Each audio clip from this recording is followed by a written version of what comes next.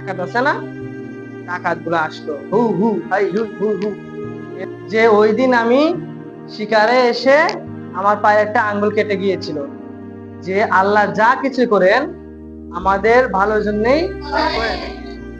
একদিন এক রাজা তার রাজদরবারে ঘোষণা করলেন, সব যত ধরনের সৈন্য সামন্ত আছে সবাই আমার সাথে আসো, আজকে আমি শিকার করতে যাব। তো বন জঙ্গলের ভিতরে ঢুকছে, অনেক গভীর জঙ্গল। হঠাৎ একজনে দেখলো যে রাজা মশাই কান্না করতেছে। রাজা মশাই কি করতেছে? কান্না করতেছে। যে কি হলো রাজা মশাই, কি হলো, আপনি এভাবে কান্না করতেছেন কেন?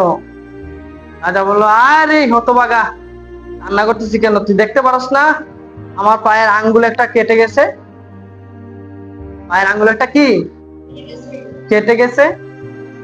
এমন সময় ওই পাশের সৈন্য সে বলল যে রাজা মশাই, যা কিছু হয় সবকিছু আল্লাহ ভালোর জন্যই করে। যা কিছু হয় সবকিছু আল্লাহ কিসের জন্য করে? ভালোর জন্যই করে। যে কি বললি?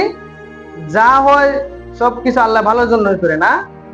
আমার আঙ্গুল কেটে গেছে আর তুমি এদিকে ফুর্তি করতেছ। কোথায় আসস? আয়সা এই সৈন্যকে ধর, ধরে তাকে আমার জেলখানা নিয়ে যাও। এত বড় কথা বলছে, যা করে আল্লাহ ভালোর জন্য করে না? আমার গেছে আঙ্গুল কেটে আর সে আনন্দ করতেছে। তাড়াতাড়ি ওকে ধরো, ধরে নিয়ে আমার বন্দিখানায় নিয়ে যাও। তো শিকার শেষে রাজা কি করলো? বললো যে ওকে কি করো, বন্দিখানায় নিয়ে যাও। শিকার শেষে সবাইকে ঘোষণা করলো। তো রাজা শিকার শেষে সবাইকে বললো, চলো আমরা এবার রাজদরবারে ফিরে যাই। এইরকম আরো অনেক বছর পরে রাজা আবারও গেল শিকার করতে। কোথায় গেল? শিকার করতে। রাজার আর সহ্য হচ্ছে না, যে আবার কি যাই, শিকার করতে যাই। যে আঙ্গুলে একটা কাটা গেছে, এবার পা কাটা যাক, তারপরে শিকারই করবো। তারপর কি করবো? যে আঙ্গুলে একটা গেছে, এবার যদি পাও যায় তাও আমি কি করবো? শিকার করবো। আবার শিকার করতে গেছে। তো যাওয়ার পরে হঠাৎ এক দস্যু দল গুলা, ডাকাত আছে না, ডাকাত গুলা আসলো, হু হু হাই হু হু হু এরকম করে কি করছে, রাজাকে ধরে ফেলছে। আর সাথে যে আরো সৈন্য গুলা ছিল, ওরা কি করছে, রাজাকে রেখে পালাইয়া গেছে। রাজাকে রেখে পালিয়ে গেছে। রাজা তো আটকায় ফেলছে। এখন কি করছে, ওই দস্যু গুলা তারা আবার কি করছে, নিয়ে তাদেরও একটা রাজা আছে, ডাকাত সর্দার আছে না, ওই সর্দারের কাছে নিয়ে গেছে। যে কি করবে, সর্দারের তার দেবতা, তার ভগবানকে খুশি করার জন্য কি করবে, রাজাকে জবাই করবে। সে তার দেবতাকে খুশি করার জন্য রাজাকে কি করবে, জবাই করবে, বলি দিবে।